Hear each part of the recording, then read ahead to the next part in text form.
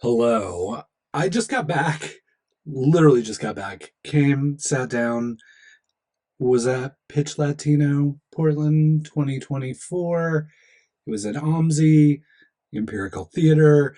Great event, great pitches. We had 11 companies pitching, 11 Latin led organizations taking the stage, including one that had won Pitch Latino Seattle and another that had won Pitch Latino Bend. And if you're not familiar with the Pitch Latino format, companies get up, they get 5 minutes to pitch. The MC asks them a single question each just to further clarify their stories. They all had an ask, they all had a QR code, all those kind of good things that should happen for a pitch competition. And perhaps most importantly, as I said time and time again, my favorite thing about events like Pitch Latino and Pitch Black is it is not founder as tribute. It is not founder as pure entertainment. Every founder walks away with a prize package of non-dilutive capital that they can do whatever they want with to drive their business forward. So got the opportunity to hear 11 amazing stories. There were, so many companies I was rooting for. I don't even vote. Honestly, I don't vote because I can't choose a favorite at these kind of events. But when the dust cleared, the company that walked away with everybody walked away with a sizable check. But the one that walked away with the big check was Okada. And Okada, if you haven't had the chance to hear about them yet, consumer product, not surprising. Okada works on a crema. So, so many good restaurants deliver these amazing crema on their dishes, but like try and get that at home. There's like mass produced crema, or you're trying to approximate something using kind of Americanized sour cream kind of thing. And what Okada is doing is saying, hey, this is Salvadorian crema. So they're going to have several flavors. They're going to have like the original crema. They're going to have a tomatillo crema, and then they have a tamarindo crema. So all kinds of crema, but perhaps the best part, it's like in a squeeze bottle, so it's user friendly. It's not like if you've gotten crema from the market to put on food you may be making, you usually just get it in a jar. And it's fairly runny, and you get a spoon and you like try and drizzle it around and that kind of thing. And then what Okada is doing is not only making amazing Salvadorian crema, but you know they're also making it easy to use with a squeeze bottle, stuff like that. So they were the crowd favorite. Super excited for them. Super excited for everybody who pitched tonight. Again, saw a ton of amazing companies, and congratulations to each and every one of you. Since you are likely watching this on YouTube, or maybe you're listening to the podcast, but if you're watching this on YouTube, go to Totus Media right now. They pitched tonight, got a check, but Totus Media, best thing happening on YouTube right now. Don't even ask me why. They're just amazing. They're like Food Network, but with higher production value and like richer stories and authentic stories. And I just love what's happening with Totus Media. So if you happen to be here on the YouTube, I'll link it up. I would really love to have you subscribe to them. Don't even subscribe here. Like, if you only have one subscribe in you today, go subscribe to Totus Media. If you have two, I wouldn't mind you hanging out here too. But if you just have one, if you're just like, look, I can only subscribe to one channel today, Totus deserves it. They're amazing channel. I've been just like super happy about their growth and their traction, and it's only just the beginning. So head on over there on the YouTube. And congratulations again to everybody who took the opportunity to take the stage at Pitch Latino Portland 2024. Our friends at Latino Founders have done it yet again with an amazing Pitch Latino. So congrats to each and every one of you. Thanks for sharing your stories. Okay, you may remember a couple weeks ago, Sorry if I'm a little tired. It's been a day, and then I got all the excitement of Pitch Latino, and I'm a little drained. But I really want to be here with you and sharing the news. So I appreciate your grace and patience in me delivering the news.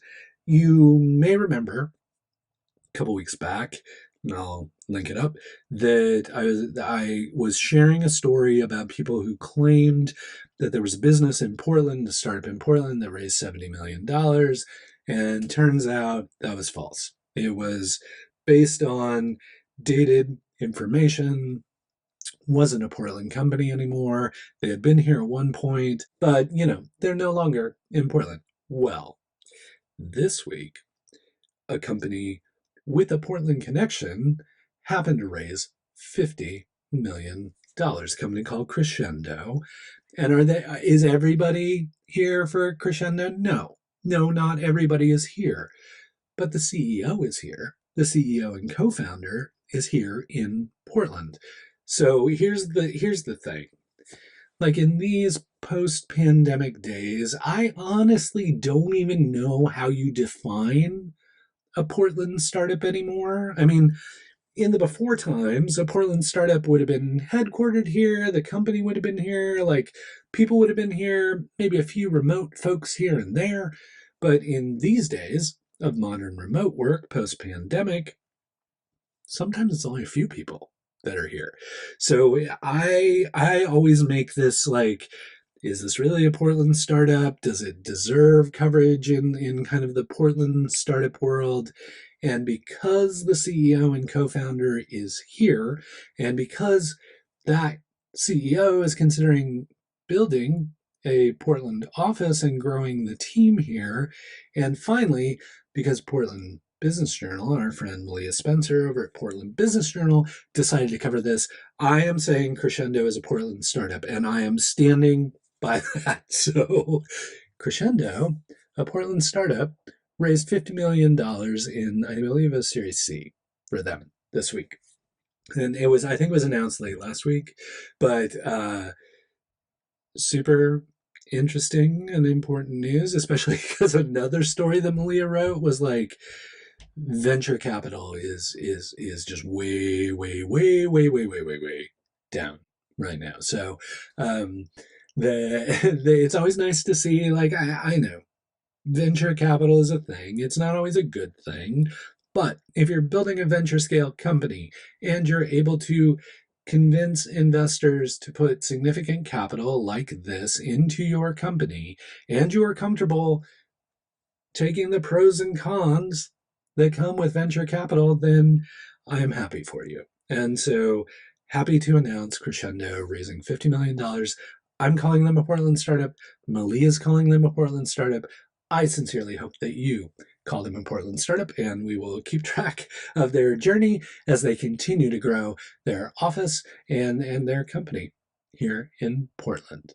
Speaking of raising money, this one I've talked about quite a bit. Like, it's the only blockchain play that I've really understood and seems to make sense. It's a company here in town, actually headquartered here, that is called the Provenance Chain Network.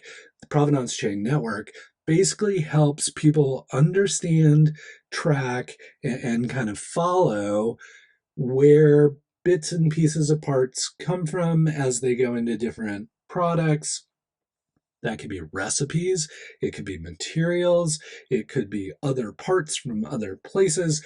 But basically, what they're doing is tracking the provenance of other products and loading that into the blockchain so that it's trackable and traceable and all of those good things.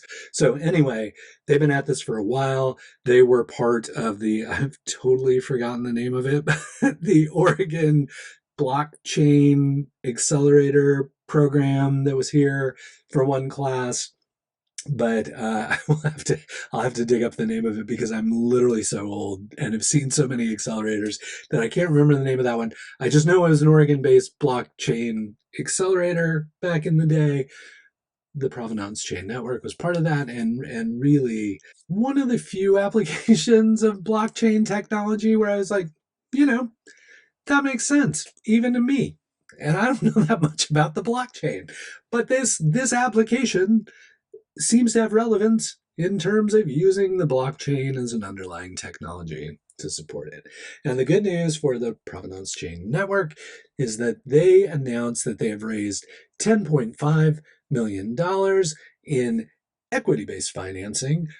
Plus, they also just announced that they secured a NIST SBIR grant that was associated with the CHIPS Act. I don't have a dollar value there, but the beauty of that one, that's non-dilutive capital. So that's a grant. So they had to give away a little equity to get the $10.5 million, but they also have this grant through the SBIR program to also fuel their growth. So great news this week, kind of a twofer, a double win for our friends at the Provenance Chain Network. Congratulations to them on finding the funding and the runway to continue building this, the only solution I've heard of on the blockchain that actually makes sense, and really happy that they're building it right here in Portland.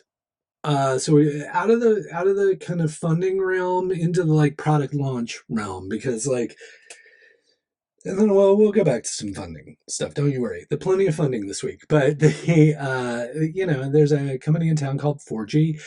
I think I'm pronouncing that correctly. Please let me know if I'm not. But I see it as Fordje. And what Fordje does is take kind of like city codes and zoning and those kind of things that are very bureaucratic and confusing and like hard to understand as a consumer, or maybe even as a commercial developer. Maybe you're wanting to build a building and you're like, how tall can it be in this area?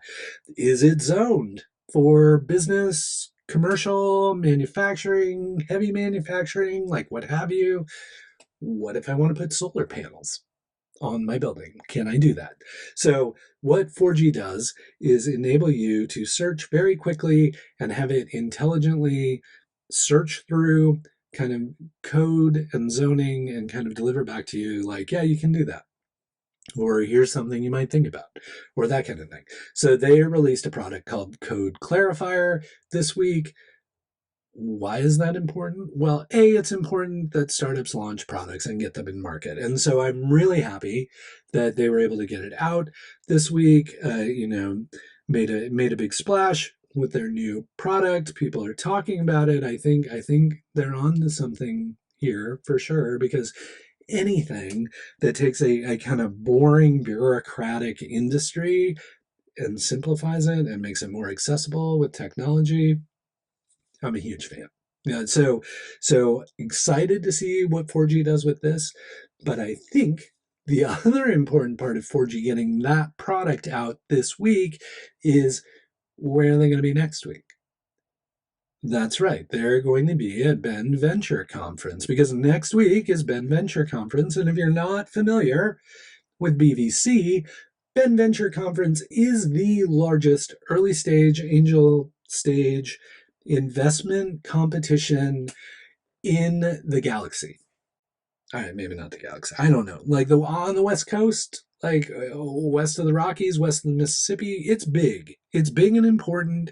And like, if you're trying to find equity-based financing as an early stage company, making it onto the stage at BVC can be a huge leg up for you and your company and give you a great chance of attaining the investment you need to survive and thrive. That all happens October 17th and 18th. Where? Yeah, that's right, Bend, Oregon. That's why they call it the Bend Venture Conference. And I know a bunch of people are going down there. I'm going to go down there for a bit. So, excited to see what's going on down there and who shows up for Bend Venture Conference.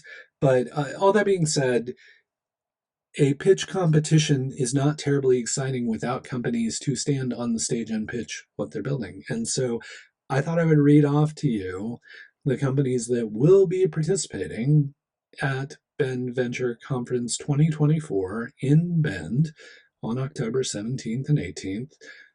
Also, just by way of saying, probably won't be able to give you the winners next week. So by the time stuff wraps up, the episode will already be out. It'll be kind of like, last week with like Mitch, where I was like, oh, I got big news that I can't tell you about yet because it hasn't come out yet. And then I had to do the special episode, and Mitch Doherty was like inaugural lead of the small business office of small business for Portland. And that was all exciting. And I'm super excited about it. I'm excited for him. But yet, I couldn't cram it into the episode. So that's probably what's going to happen next week with Ben Venture Conference. I don't know that I will record a special episode, but rest assured, I will let you know who walked away with the big checks at Ben Venture Conference. But who is in the running for BVC? I'm glad you asked. So let me read off the companies. I'm going to look down at my screen. If you're listening on the podcast, you won't even notice that I'm looking down at my screen because you can't see me. But if you're on the YouTube, you can see me looking at the screen. So let me read off the companies, let you know who's going to be pitching, what stage they're pitching for, and then you can kind of pick your favorites and cross your fingers that on October 18th they walk away with the big checks. Okay, cool. Here's BVC. So Fordje, as we already mentioned, the royal we. As I already mentioned, Fordje is pitching. They're an early stage company, also in that cohort. Howlett the Spoon, Offer House, Prophetic, Rose City Robotics. And as I mentioned before, three of those companies, Fordje, Prophetic, Rose City Robotics, are Upstart Collective residents. So 60% of the early stage companies are part of Upstart Collective. So that's an interesting trivial fact for you. The other interesting trivial fact is 80% of the companies are from the Portland metropolitan area. So there you go. So that's early stage finalists. The new economy track finalists, largely companies from outside the region: Asha Healthcare, Hamilton Perkins, Hardcore PB, Home Lending Pal. Those companies will be pitching for a special prize. And then the big companies, the growth stage finalists. I'm so excited. My voice is cracking yet again. Growth stage finalists at BVC are Beginly Health, Green Canopy Node, Health Elements, AI. They're just Health Elements, but I noticed the AI, the AI link, Promedics, and Square Baby. So those are all the folks who are participating in all the things down there at Ben Venture Conference. Again, I'm excited to take the journey. I don't know what to expect. It's been a few years since I've been at BVC, but I'm going to go down there and meet with people, hang out, see what's going on. I will report back to you. Or if you happen to be making the journey down to BVC, please let me know. Like maybe we hang out at Broken Top, or we can grab coffee or something while you're down there. I mean, I'm going to be meeting with a few people, but there's still time on my schedule. If you're around and you want to chat, I would be happy to connect with you down at Ben Venture Conference. And please, each and every one of you companies and founders who are pitching, rest assured that I'm rooting for each and every one of you. I hope you have an excellent pitch at Ben Venture Conference 2024. And then finally, like, we kind of started with funding and pitching and all those kind of things. There's the Pitch Latinos, there's Crescendo, there's Provenance Chain Network, and then we talk about Fordje and Fordje being at BVC. And then finally, bringing it full circle, our friends at Oregon Venture Fund, who sponsored Pitch Latino and will be at BVC. Of course they'll be at Ben Venture Conference. They're the Oregon Venture Fund. Why wouldn't they be at Ben Venture Conference? So OVF has partnered with SVB, Silicon Valley Bank, to host a quick pitch competition coming up in late October. I don't have the exact date because the date I'm focused on is October 15th. If you, as a founder, would like to pitch at this event, the Portland Quick Pitch event, your decks are due by October 15th. That's when they're deciding on who's pitching and all that kind of thing. And so here's the thing. I joked about this in my post. You remember that bit where there's like 8-minute abs? You know what's better than 8-minute abs? 7-minute abs. And so, just got out of Pitch Latino, which was 5-minute pitch. I often highlight Demolicious, which is a 3-minute pitch. But this Oregon Venture Fund Silicon Valley Bank thing, 2-minute pitch. So it's not quite an elevator pitch, not quite like the 30 seconds, but it's not like a 3-minute Demolicious pitch. It's 2 minutes. 3 minutes is too long. 2 minutes, fast pitch. 3 minutes, plenty of time to think. 5 minutes, all the time in the world. But 2 minutes, OVF is gonna keep you to it. They're gonna cut your mic. They're gonna give you the hook, get you off stage. So if you are confident as a founder that you can wedge a good story into 2 minutes, and you have time to kind of propose that before October 15, please consider applying to pitch at the OVF PDX Fast Pitch, sponsored by Silicon Valley Bank, I think is what it's called. Maybe. And it's a fast pitch. Then just apply and see what happens. Because I would love to see what your 2-minute pitch looks like. All right, cool. So that's it this week. Lots of VC news, a little grant news, lots of pitch news. Hope you're hanging in there, and hope to catch up with you at BVC if you happen to be down that way. And until we get the chance to chat again, please keep up the good work.